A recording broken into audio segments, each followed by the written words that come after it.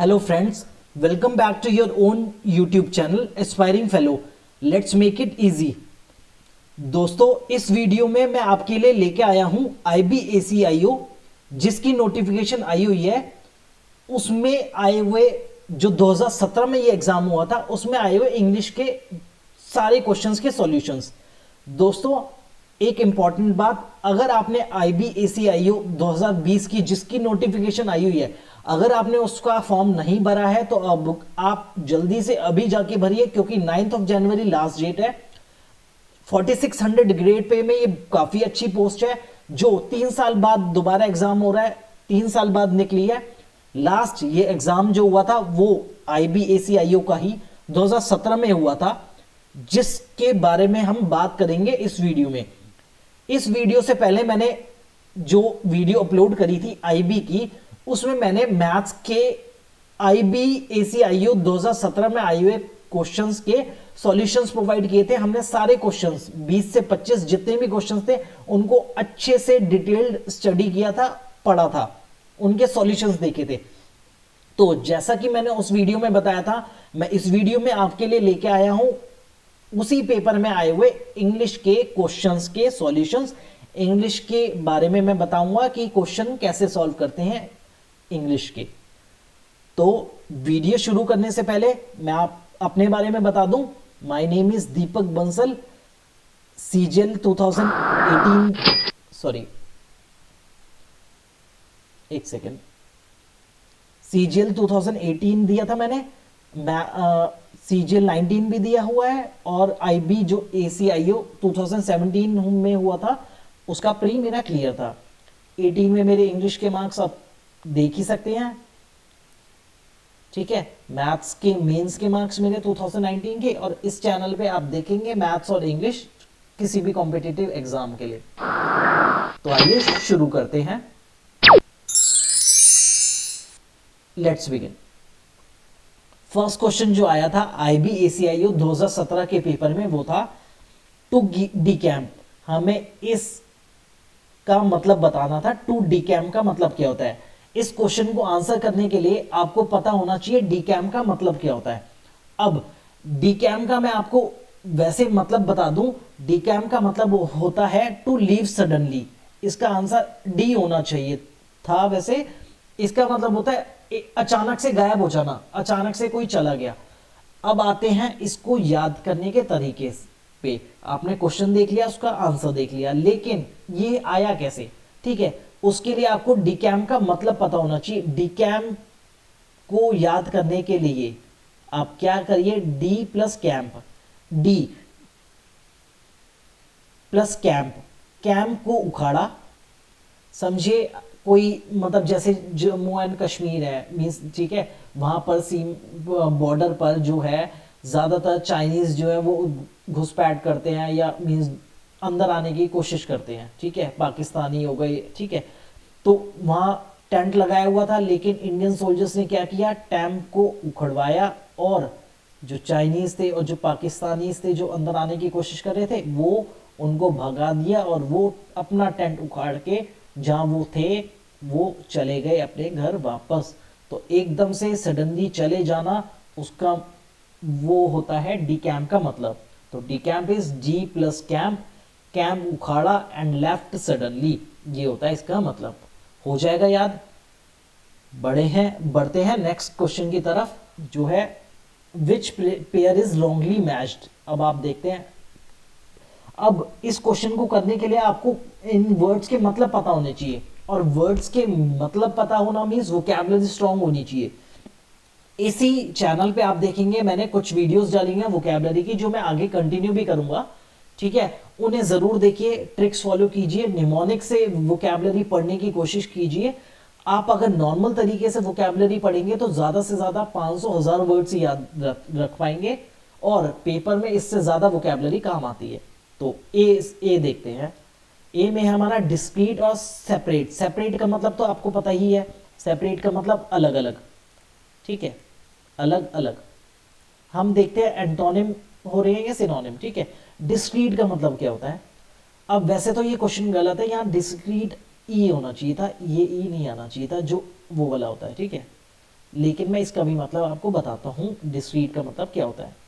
Discrete का मतलब है careful and prudent in one's, prudent means wise, means बहुत ही अच्छे से जो बोलता हूँ, प्रूडेंट वाइज, ठीक है। बहुत हाँ, careful and prudent in one speech, जो बहुत ही अच्छे से बोलता हो, केयरफुल मीन्स जो अच्छे वर्ड्स यूज करता हो, ठीक है, बहुत ही शांत स्वभाव, शांत और अच्छे से बोलने वाला जो होता है ना, ठीक है, तो बहुत ही ध्यान रखता हो कि वो क्या बोल रहा है उस चीज में, तो वो होता है डिस्क्रीट। उसका मतलब डिस्क्रीट का मतलब होता है careful and prudent in one speech. अब आते हैं जो डिस्क्रीट, डिस्क्रीट मीन्स अलग अलग, सेपरेट और डिस्टिंक्ट। तो यहाँ डिस्क्रीट होना चाहिए था। आईबी के पेपर में बहुत सारे क्वेश्चंस में प्रिंटिंग मिस्टेक थी, सिंस हमारा ऑफलाइन पेपर था। इस बार ऑनलाइन होगा तो आपको बहुत ज़्यादा एडवांटेज है, सिंस क्वेश्चंस दिखेगा, जल्दी कर पाएंगे। दूसरी चीज़, वहाँ ऑफलाइन में क्या होता है, टाइम में थोड़ा मिसमैच था, जब मैंने दिया था 17 में मिसमैनेजमेंट था उनका। अब ऑनलाइन है तो आपका मिसमैनेजमेंट भी नहीं होगा, ठीक है। तो डिस्क्रीट, तो ये हमारे हो गए सिनोनिम, बेसिकली हमारे सिनोनिम्स की बात हो रही है। दूसरे पे आते हैं gamut and whole. Whole means पूरा, ठीक है, होल मीन्स सब कुछ मिला के पूरा, ठीक है। अब गैमेट का मतलब होता है whole, complete range of something, whole lot, scope means पूरा सब कुछ, कंप्लीट रेंज ऑफ समथिंग हमारा होता है गैमेट। इसको याद करने की ट्रिक मैं बता देता हूं आपको। गामत,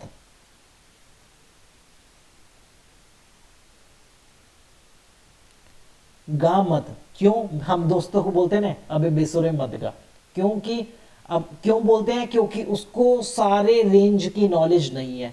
तो बस ऐसे याद रख सकते हैं, गामत, गैमट बोलते हैं वैसे। Gamut means complete range of something. तो यहाँ पर होल था, तो यहाँ पर गैमट का मतलब भी होल ही होता है, कंप्लीट रेंज। तो ये सिनोनिम हो गए, तो ये भी हमारा सही है, ये ऑप्शन नहीं हो सकता। अब आते हैं इंक्रीज। इंक्रीज मीन्स बढ़ाना किसी चीज को, ठीक है, इंक्रीज मीन्स बढ़ जाना कोई चीज। एक्साकर्बेटेड, एक्साकर्बेट का मतलब क्या होता है, वो भी इसका मतलब भी इंक्रीज करना होता है, लेकिन ये नेगेटिव सेंस में होता है, ठीक है। बिटर मीन्स जो गुस्सा है, वॉयलेंसी है, ठीक है, वो चीज एग्रीवेट करना मीन्स बढ़ाना, इंक्रीज करना। टू मेक मोर वायलेंट, बहुत ही ज्यादा गुस्सा, गुस्सैल हो जाना, ठीक है, टू मेक मोर वायलेंट, एक्साकर्बेट, ठीक है। ये हो गया हमारा, ये भी हमारा सिनोनिम हो गया। अब आते हैं इस पे, डी पे, एस्केप मीन्स भाग जाना, ठीक है। एल्यूड, एल्यूड का मतलब होता है स्पीक इन एन इनडायरेक्ट वे। हम इनडायरेक्ट रेफरेंस में बात करते हैं ना, तो एल्यूड का मतलब एस्केप तो बिल्कुल नहीं हुआ, तो हमारा जो आंसर था ये हो जाता हमारा डी, हमारा आंसर हो जाता, इसका आंसर हमारा हो जाता डी। तो एल्यूड मतलब to speak about something in an indirect way, indirect reference जिसे कहते हैं, ठीक है। डायरेक्टली ना बोलना, इनडायरेक्ट वे में किसी चीज के बारे में बात करना, उसे बोलते हैं एल्यूड।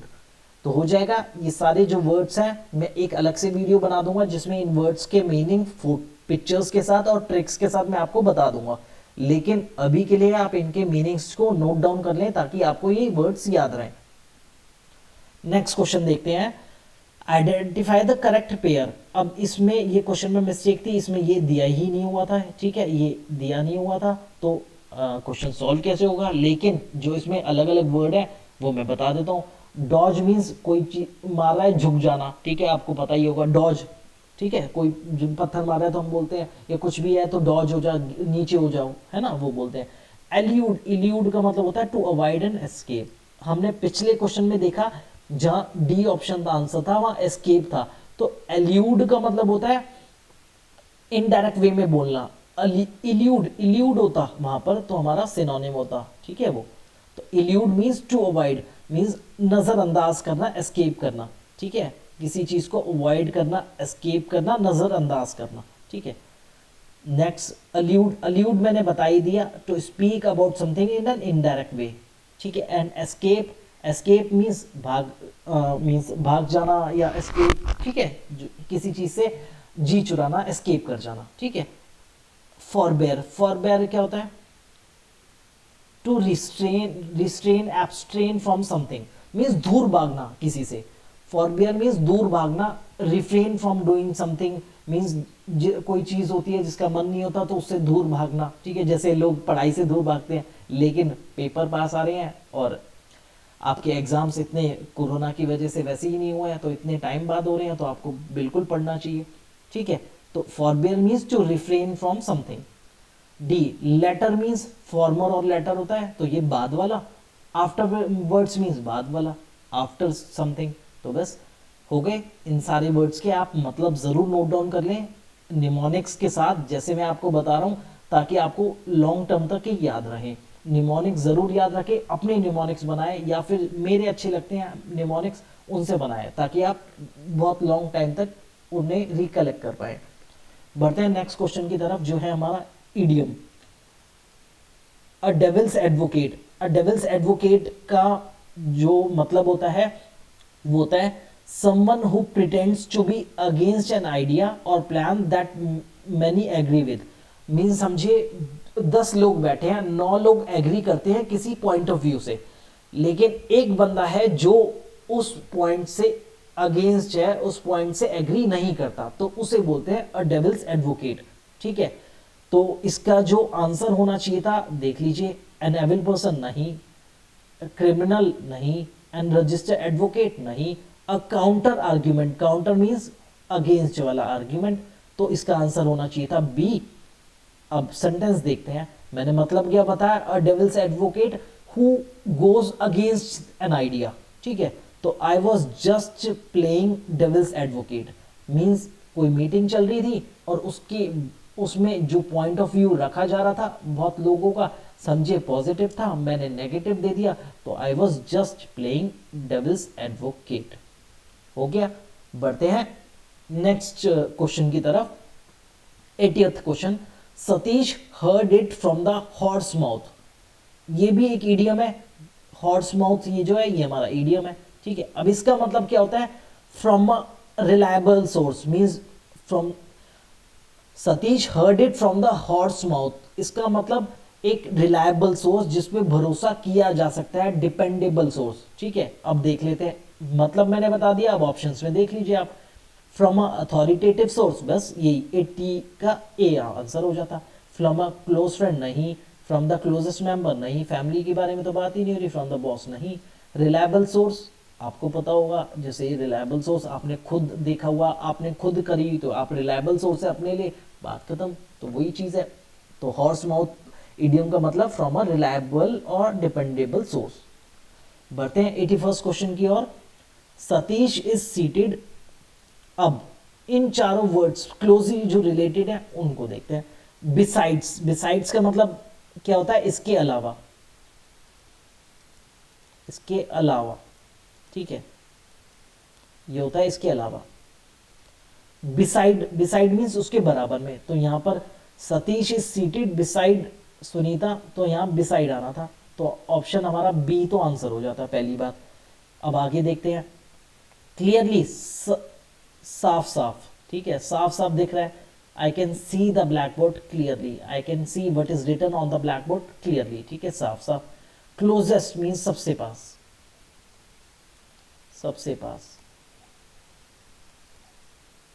ठीक है, तो ये हो गए, Satish is seated beside Sunita, B option answer था।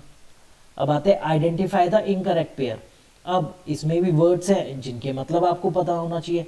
डिबेटेबल मीन्स डिबेट करना, कोई टॉपिक है जो डिबेटेबल है। ठीक है, मूट, मूट का मतलब होता है open a subject for discussion means कोई डिबेटेबल टॉपिक जो, तो मतलब ये सिनोनिम्स के बारे में हमारी पेयर बन रहे हैं, बात हो रही है। अब इसको याद करने की ट्रिक मैं बताता हूँ।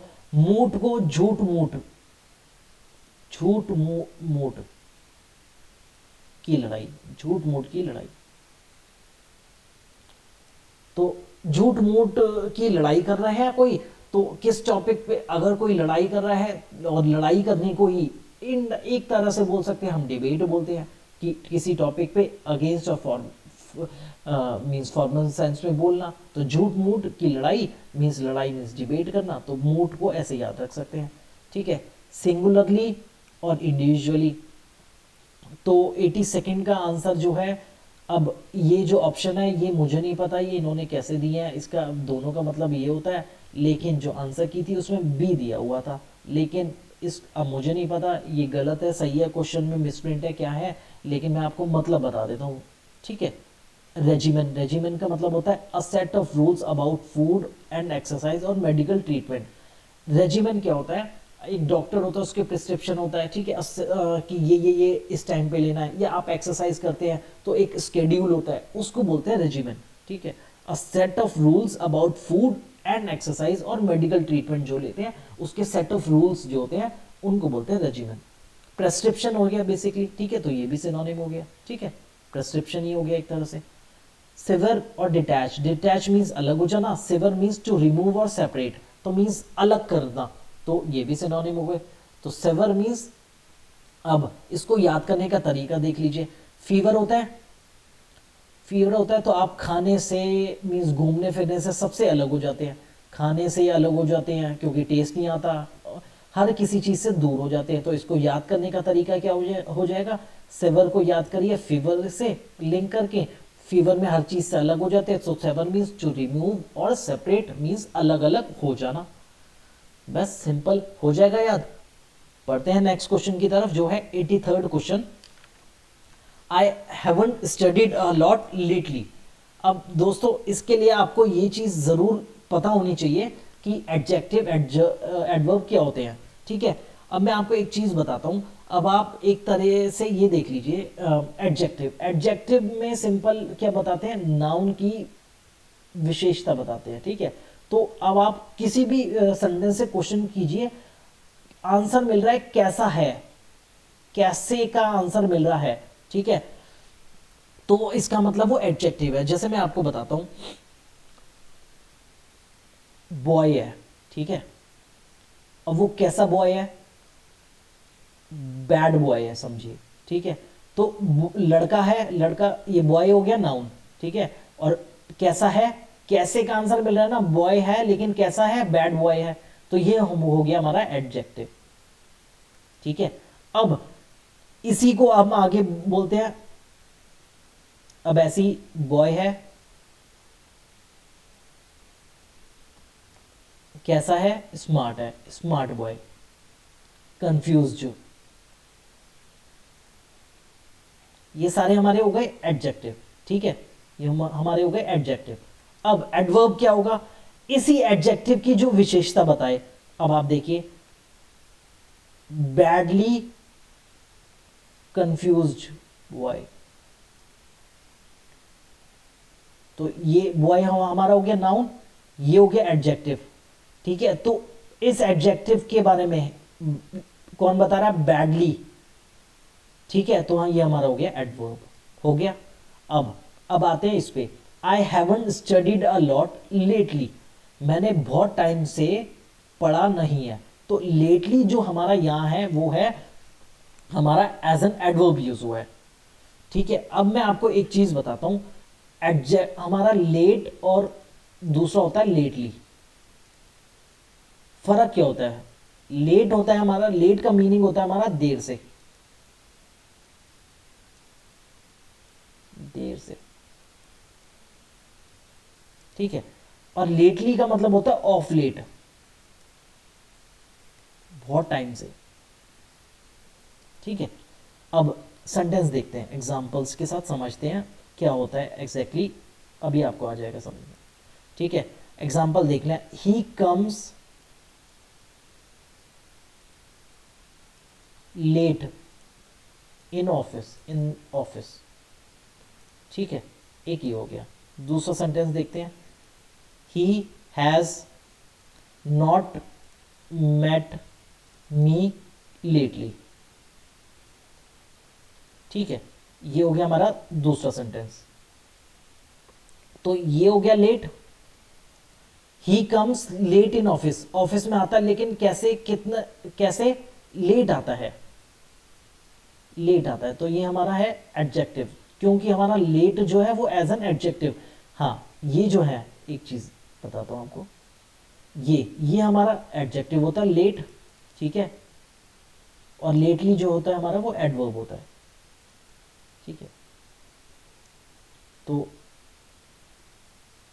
ठीक है, ये एडजेक्टिव हो गया, और ये हमारा होगा लेटली, तो इसका मतलब he has not met me lately, बहुत टाइम से मैं उसको नहीं मिला हूं, तो ये हमारा हो गया एडवर्ब। तो इस क्वेश्चन में I haven't studied a lot lately, तो ये हमारा एज एन एडवर्ब यूज हुआ है। नाउन आपको पता ही है, name, place, person, thing. Preposition जो इट, एन, ठीक है, इट, ये सब जो ऑन, ठीक है, एट, अंडर, ये सारे प्रपोजिशन हो गए। ठीक है, बढ़ते हैं नेक्स्ट क्वेश्चन की तरफ जो है 84th क्वेश्चन। 84th क्वेश्चन देखते हैं, विच sentence of following is correct. ठीक है, अब आते हैं क्वेश्चन कौन सा सेंटेंस सही है। ए देखते हैं, the flowers was arrange carefully. अब फ्लावर्स हमारा जो है वो प्लूरल है, ठीक है, क्योंकि एक से ज्यादा फ्लावर्स है, तो यहाँ हमारा क्या यूज हुआ है, वॉज, जो कि गलत है, यहाँ हमारा वर यूज होना चाहिए था, तो पहला नहीं है। ठीक है, the meeting start promptly at 11। Meeting, एक ही मीटिंग है तो स्टार्ट होना चाहिए था, तो ये भी नहीं हो सकता हमारा आंसर। ठीक है, क्योंकि मीटिंग सिंगुलर है। कंप्यूटर्स, कंप्यूटर, एक से ज्यादा कंप्यूटर है, तो हमारा ये जो सेव है ये हमारा प्लूरल एस नहीं लगा, तो प्लूरल की तरह यूज हुआ है, तो हमारा सी ऑप्शन आंसर हो जाता। डी भी देख लेते हैं, लाइटनिंग, लाइटनिंग स्ट्राइक्स, स्ट्राइक्स होना चाहिए था, क्योंकि लाइटनिंग प्लूरल तो है नहीं, बहुत ज्यादा लाइट तो है नहीं, बहुत ज्यादा लाइटनिंग, लाइटनिंग एक तरह से हम सिंगुलर ही यूज करते हैं, तो लाइटनिंग स्ट्राइक्स इंडिस्क्रिमिनेटली, तो हमारा डी भी नहीं हो सकता था, इसमें भी गलती है, तो करेक्ट जो है हमारा सी होता। 85th क्वेश्चन देखते हैं, find the incorrect sentence. None of the minutes was wasted. ठीक है, is any of the pizza left, is any of the pizza, any means amount, pizza को कुछ अमाउंट लेफ्ट बचा है, ये सही है। ठीक है, none of the minutes was wasted. ठीक है, none of the time was wasted. अब दोस्तों मेरे ख्याल से तो इसका आंसर डी होना चाहिए था, लेकिन आंसर की में बी गिवन था, अब ये नहीं पता क्यों। ठीक है, मेरे ख्याल से दोनों ही सही है, none of the minutes was wasted, none of the time was wasted. ठीक है, लेकिन इसका आंसर डी मुझे, मेरे हिसाब से होना चाहिए था, लेकिन आंसर की में बी गिवन था, अब ये नहीं, अब हो सकता है ये उनकी गलती थी। ठीक है, पढ़ते हैं नेक्स्ट क्वेश्चन की तरफ। अमॉन्ग द टू स्टेटमेंट्स, बताइए कौन सा सही है। आइदर सतीश और सेजल। ठीक है, अब आइदर के साथ आइदर सतीश और सेजल में ये जो यूज हुआ है, इसके साथ हमारी जो है वो वर्ब जो है वो सिंगुलर होनी चाहिए थी, टेक्स आउट द गार्बेज, ये हमारा बिल्कुल सही है। ठीक है, तो which of these prescriptions, each of these prescriptions have, अब आइए ईच के पे आते हैं, ईच के साथ हमारा हैज यूज होना चाहिए था यहाँ पर। ठीक है, हमारा हैव यूज हुआ है, प्लूरल यूज हुआ है, जो कि गलत है, तो हमारा बी ऑप्शन आंसर हो जाता। First is correct, second is incorrect. 87th पे आते हैं, choose the sentence that has incorrect form of words. ठीक है, when will you bring you're pictures to work, ये तो कोई सेंस ही नहीं बना, योर होना चाहिए था, यू आर होता है इसका मतलब। ठीक है, योर होना चाहिए था, when will you bring your pictures to work. ठीक है, it is your responsibility to go into details. ठीक है, इनकरेक्ट फॉर्म ऑफ वर्ड्स तो पहले ही था, तो यही आंसर हो जाएगा, ए ही आंसर हो जाएगा। तो वैसे सेंटेंस देख लेते हैं, it is your responsibility to do go into details, ये तो बिल्कुल सही है सेंटेंस। ठीक है, ये हमारा सही है। If you are planning to attend do let me know, ठीक है, ये भी सही है, नन ऑफ नो, ये तो ये हमारा जो है इनकरेक्ट वर्ड्स जो है इसमें यूज हुआ है, तो ऑप्शन ए आंसर हो जाता। 88 तो देखते हैं question, I dash her speak on Friday night about the advantages of organic gardening. I will have heard, और ठीक है, अब I इसका आंसर होना चाहिए था, होना है I। अब देख लेते हैं, लगा के देखिए, I will have heard her speak, ये तो कोई सेंस नहीं बना। I would hear her speak on Friday night after the advantages of this. I would have heard, मैंने सुना होगा, I would have heard her speak on Friday night. तो जो सेंस बन रही है ये वो बन रही है, I will hear speak on Friday night, मैं उसको आगे फ्यूचर टेंस की बात हो रही है, मैं फ्राइडे जो आने वाली फ्राइडे नाइट है उसमें उसको सुनूंगा about the advantages of organic gardening. तो सिंपल फ्यूचर टेंस यूज होना चाहिए था, ये विल हैव हर्ड मैंने सुना होगा आगे जाके, वो चीज नहीं है, तो डी ऑप्शन डायरेक्ट आंसर होता है इसका। 89th question, choose an incorrect sentence. The children in the park including all those on the swings. ठीक है, ये इनकम्प्लीट है सेंटेंस, तो यही आंसर हो गया, क्योंकि आगे सेंटेंस कुछ होना चाहिए था। इंक्लूडिंग बच्चे तो बता दिए, लेकिन क्या कर रहे हैं, क्या है, कुछ भी नहीं बताया। Sarita is an excellent school teacher, तो ये तो पूरा। She couldn't believe the premise of the story. ठीक है, प्रेमिस में होता है स्टोरी, मीन्स शॉर्ट फॉर्म में जो बता देते हैं। ठीक है, I saw doctor Ghosh because doctor Khan was on leave. बस ठीक है, ये तीनों चीज सेंटेंस कंप्लीट है। ए सेंटेंस जो है कंप्लीट नहीं है, तो आंसर ए हो गया। What is not correct if nest is to bird. Bird जो है वो घर बनाती है कहाँ पर, नेस्ट में। ठीक है, तो आप देख लीजिए इसका आंसर क्या होना चाहिए था। एयरक्राफ्ट, घर देख लीजिए, एयरक्राफ्ट जो है वो हम कहाँ लगाते हैं, हैंगर में रखते हैं उसको, तो वो हो गया एक तरह से घर हो गया एयरक्राफ्ट का। मनी, मनी को कहाँ रखते हैं, गुल्लक में, वॉल्ट में रखते हैं, तो ये भी घर हो गया मनी का, ये भी सही है। म्यूजिक, म्यूजिक कहाँ होती है, ऑर्केस्ट्रा, ऑर्केस्ट्रा में। ठीक है, म्यूजिक, ये भी सही हो गया। अब बीज जो होती है, बीज जो, अब वाइन हमारी बनती है बीज से, लेकिन हम बीज को थोड़ी रखते हैं वाइन में। ठीक है, तो ये हमारा गलत है जो रिलेशन है, तो ये हमारा डी आंसर हो जाता। ठीक है, क्योंकि हम रखते नहीं है, बीज से वाइन बनती है। ठीक है, तो ये हमारा आंसर हो जाता। 91 देखते हैं। The exact opposite of lascivious would mean. Lascivious का मतलब होता है लस्टफुल डिजायर्स। ठीक है, अब इसको याद करने के लिए लैक्शिवियस मीन्स लस्ट से याद रख लीजिए, लस्ट से याद रख लीजिए। एक्सप्रेसिंग स्ट्रॉन्ग लस्टफुल, कामुक जिसे कहते हैं, लस्टफुल डिजायर्स होना। अब आ जाते हैं डिवोटेड मीन्स स्पिरिचुअल होना। स्पिरिचुअल जो होते हैं डिवोटेड, भगवान के प्रति। ठीक है, स्पिरिचुअल होते हैं जो स्टडीज वगैरह, डिवोटेड। ठीक है, डिवोटेड टुवर्ड्स समथिंग, जो भी हो जिसपे सच्ची श्रद्धा हो, उसको बोलते हैं डिवोटेड। चेस्टे, चेस्टे मीन्स आते हैं इसके प्योर, मॉडेस्ट, डिसेंट। इसको याद करने के लिए आप याद कर सकते हैं, कास्ट से लिंक कर लीजिए। ठीक है, अ पर्सन हो जो सेकुलर है, जो हर, ठीक है, ये सब नहीं मानता, वो कौन है, कास्ट सिस्टम, ये सब इन सब पे भेदभाव नहीं करता, वो कौन होता है, मॉडेस्ट होता है, डिसेंट होता है, प्योर होता है, प्योर बाय हार्ट होता है। तो चैस्टे मीन्स कास्ट, कास्ट में डिफरेंस नहीं करता, तो वो प्योर होता है, मॉडेस्ट, डिसेंट होता है। Chaste means pure, modest, decent. Fluid, fluid बहना। ठीक है, कोई चीज़ फ्लो करती है। मैनिफेस्ट मीन्स कंप्लीट बताना, मीन्स आपने मैनिफेस्टो देखा होगा, पॉलिटिकल पार्टीज अपना मैनिफेस्टो बताती है, तो वो बताती है क्लियरली वो क्या काम करने वाली है। तो to show something clearly means साफ सीधा बताना क्या करने वाले हैं, क्या करना चाहिए। ठीक है, ये चीज़ तो मैनिफेस्ट का मतलब होता है, तो हमारा टू शो क्लियरली। ठीक है, तो हमारा लैक्शिवियस मीन्स लस्टफुल डिजायर्स होना। तो बढ़ते हैं नेक्स्ट क्वेश्चन की तरफ। रिपरकशन, रिपरकशन का मतलब होता है दोस्तों consequence of something, result of something. ठीक है, तो आप देख लीजिए, रिपरकशन मीन्स अनप्लीजेंट इफेक्ट और result of something. Unpleasant means negative word है ये, किसी चीज का रिजल्ट, कॉन्सिक्वेंसेस होना, कोई चीज आप गलत कर रहे हो, उसका कॉन्सिक्वेंस, परिणाम क्या होगा, वो मतलब होता है। तो रिएक्शन, तो इसका आंसर जो हो जाता हमारा वो रिएक्शन हो जाता। ठीक है, तो हमारा सेकेंड ऑप्शन होता।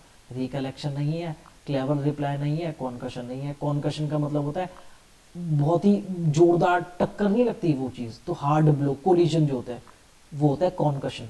ठीक है, जैसे बम फटता है, concussion of the means bomb exploded.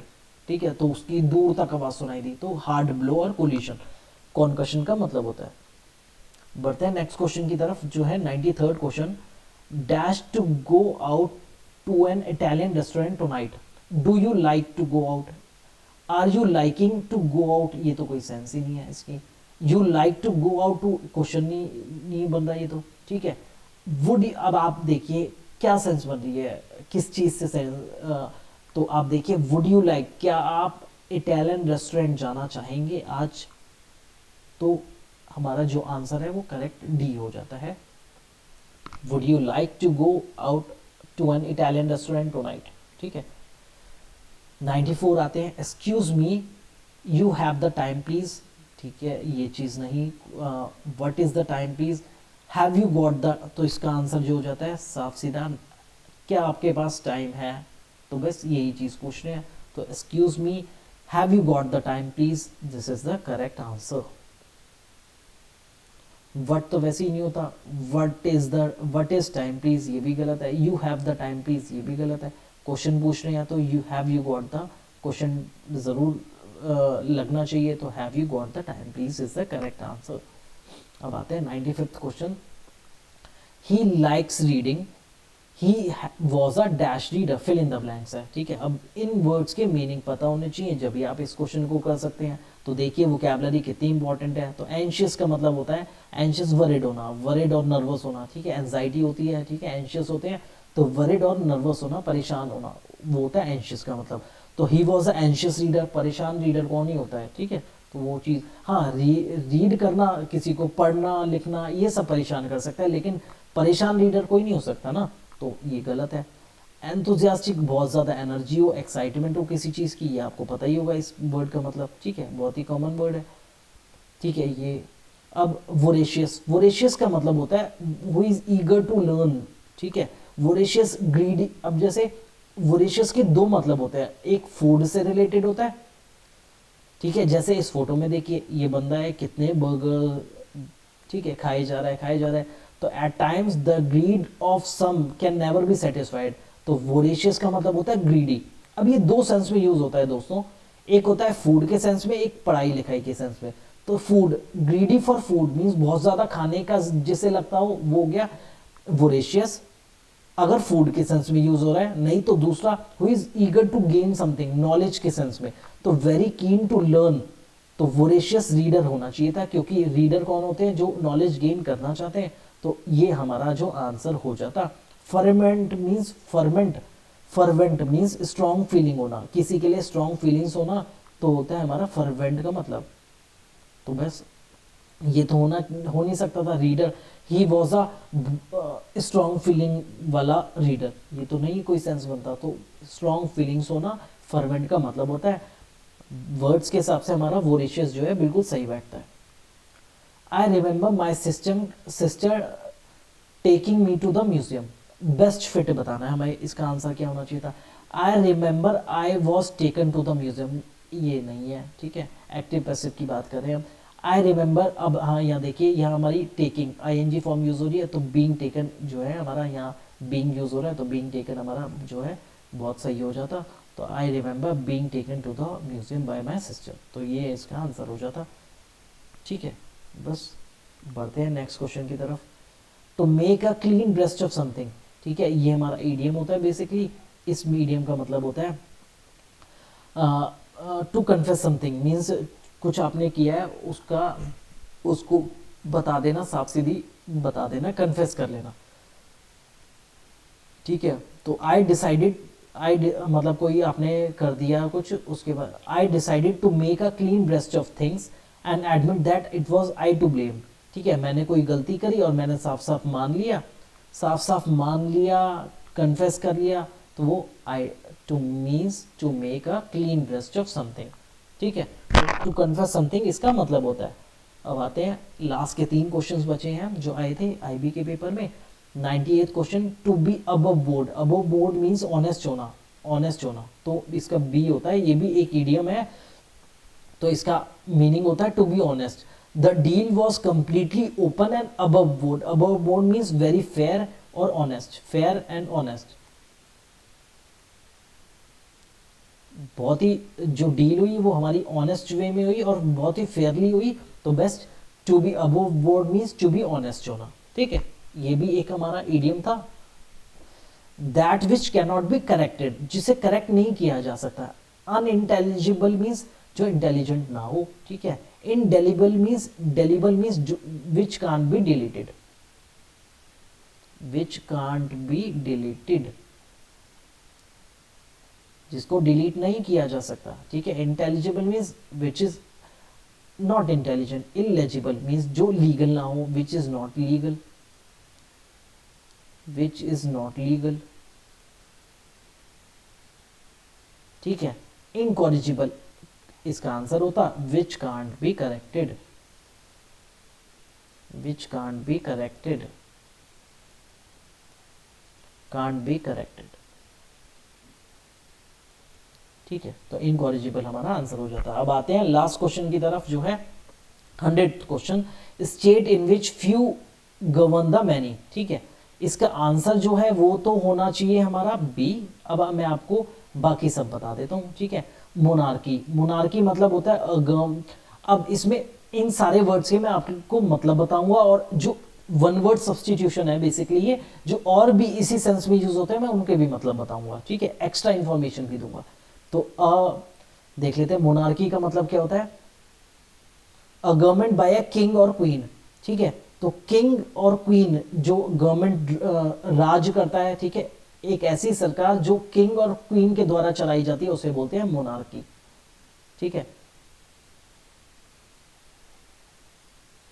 Plutocracy, plutocracy होती है वेल्दी, वेल्थ मीन्स पैसा, जिसके पास बहुत पैसा है उसके द्वारा सरकार चलाई जाए तो उसको बोलते हैं प्लूटोक्रेसी। ठीक है, गवर्नमेंट बाय वेल्दी पीपल।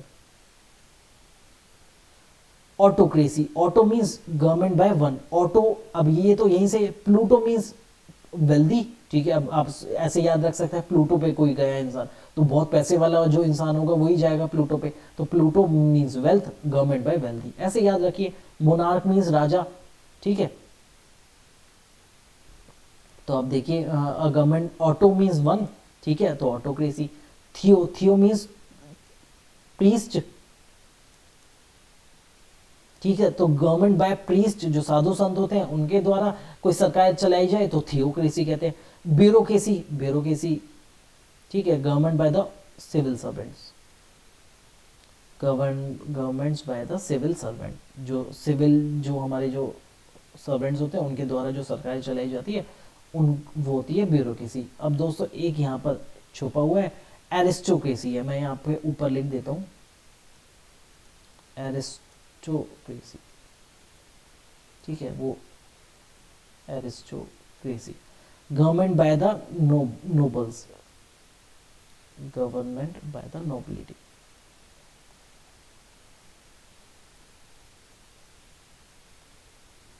ठीक है, जो नोबल होते हैं। ठीक है, तो एरिस्टोक्रेसी मीन्स जो nobility, government by the nobles, जो नोबिलिटी।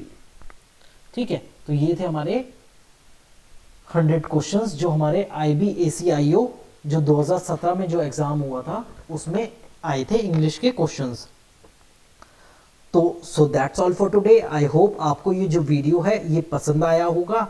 अगर वीडियो पसंद आया हो तो वीडियो को लाइक और चैनल को सब्सक्राइब जरूर करें। IB के ACIO के जो 2017 में पेपर आया था मैथ्स के मैंने प्रोवाइड कर दिए, इंग्लिश के क्वेश्चंस इसमें प्रोवाइड हो गए हैं। तो ये जैसा कि मैंने कहा था, अब आपका आधे से आधा पेपर जो है सॉल्व हो गया है। उसमें GS के क्वेश्चंस भी थे और रीजनिंग के भी थे। रीजनिंग बहुत ही आसान आती है। ठीक है, वो तो मॉक देंगे वैसी प्रैक्टिस हो जाएगी। GS करंट अफेयर्स है, लास्ट 6 मंथ्स के करंट अफेयर्स पढ़िए तो IB की आपकी जो है बहुत ही अच्छे से तैयारी हो जाएगी। तो आप देखते रहिए, कीप लर्निंग, कीप वॉचिंग। तब तक के लिए बाय बाय।